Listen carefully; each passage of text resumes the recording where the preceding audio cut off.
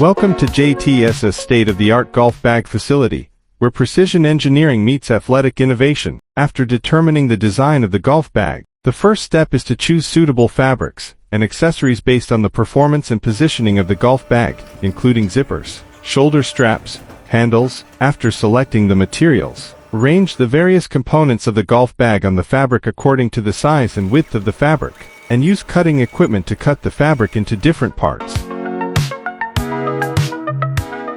Next, the cut components will be assembled and sewn according to the design requirements. Usually, sewing starts from the internal structure of the golf bag. We use industrial-grade sewing equipment for three-dimensional sewing, focusing on strengthening the thread density of the stressed parts to ensure the durability of the product. The first sewing process came to a temporary end.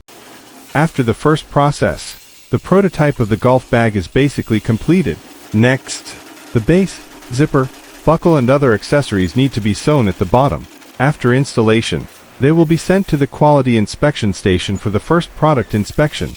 The products that pass the inspection will begin assembly. For golf stand bag, the frame is usually made of carbon fiber material, which can provide stable support for the golf bag to maintain the shape and prevent the club from being squeezed and damaged during transportation.